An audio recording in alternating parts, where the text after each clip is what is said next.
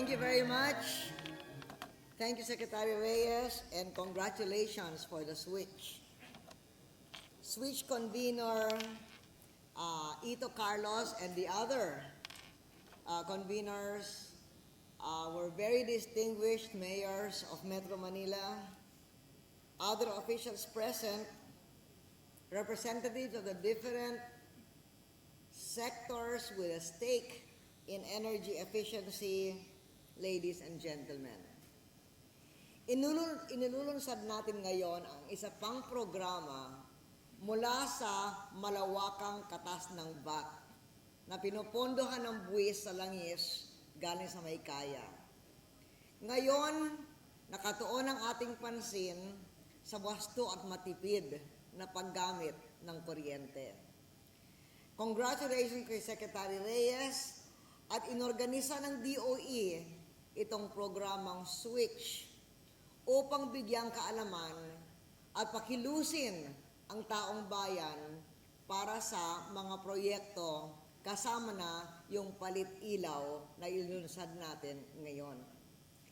Sinisimulan ngayon ang switch dito sa Kamaynilaan. Sa mga susunod na araw, ilulunsad ito sa iba't ibang rehiyon ng ating bansa. Makararating sa lahat ng Pilipino ang kahalagahan ng wasto at patipid na paggamit ng kuryente.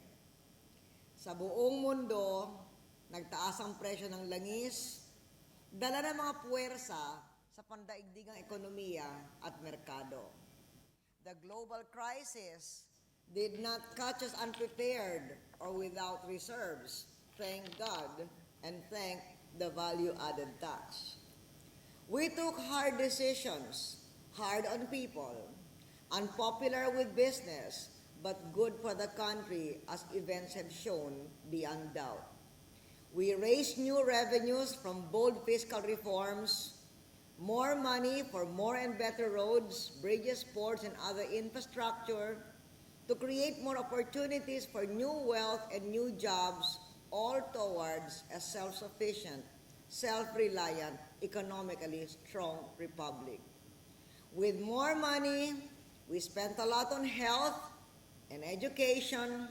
We spent a lot to train and retrain a growing workforce, and not just for specific tasks, but for whatever challenges a wayward world economy may throw up.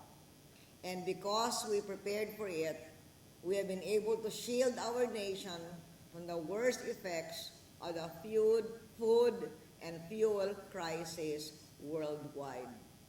So we remain committed to the path we have taken. The best solution is the one that has worked. With zero tariff on oil starting last month, we have curbed pump price increases to some degree. But repealing other taxes on oil and power will strip the vast majority of our people of the means to ride out the world food and energy crisis. In our discourse on the most effective solutions to our people's travails, we will not agree on everything. It's easy to understand why many would want to see taxes on oil and electricity removed, but we have to carefully address some hard questions. If VAT on oil and power is lifted, how do we replace more than 70 billion pesos in revenues, mostly used to fund projects for the poor?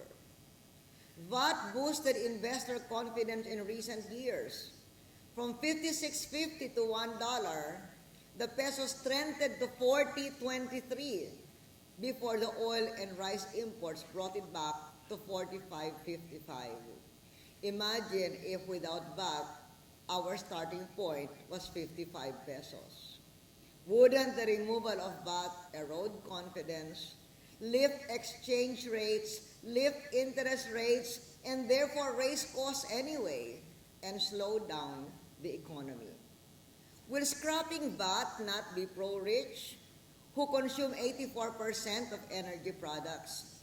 Isn't it better to use the VAT collected mainly from the well-to-do for direct assistance to sectors hard hit by rising global prices of food and fuel. Like, for instance, this movement. As Ito says, he's been in the energy conservation movement for 13 years. And I remember the movement to switch to fluorescent has been there since 2005. It was supposed to be done last Christmas. It was supposed to be launched last January. Why did it take so long?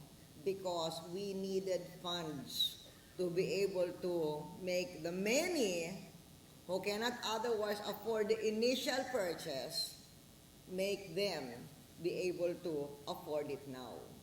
And that is the reason why, as we launch this program, this is part of the fruits of the VAT collections on the additional price of oil in the first 3 months of this year of 4 billion pesos.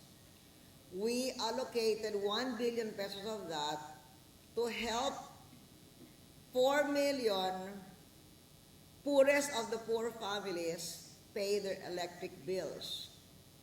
We allocated $500 million to be able to help the transport sector shift to cheaper fuel like LPG, CNG, and biofuels. And we allocated another $500 million to be able to provide scholarships and student loans for college students whose families have to pay higher electric bills. And now, for this Palit Ilaw, we are allocating 500 million pesos to fund the procurement of fluorescent bulbs.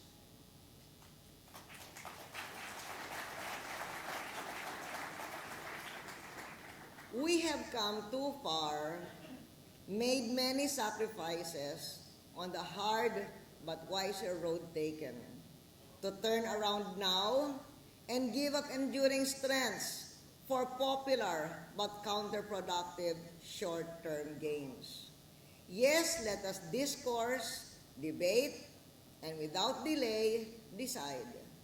But wherever our discourse leads, let me assure our people of one thing: your government shall continue to harness all the resources at our command to help ordinary Filipinos pressured by cost and calamity, like helping them switch to fluorescent, while still pursuing investments needed in our people, our infrastructure, and our institutions.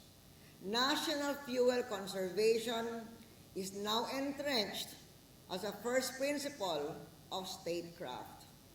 All government agencies have to reduce their energy bills by 10%.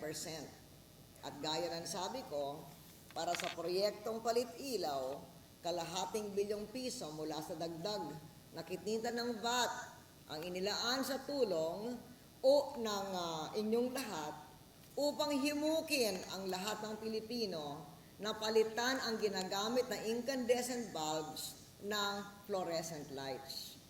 Sinisimulan natin sa pagpalit ng mga bombilya sa mga kalsada, opisina ng pamalaan, ospital, iba pang pampublikong lugar.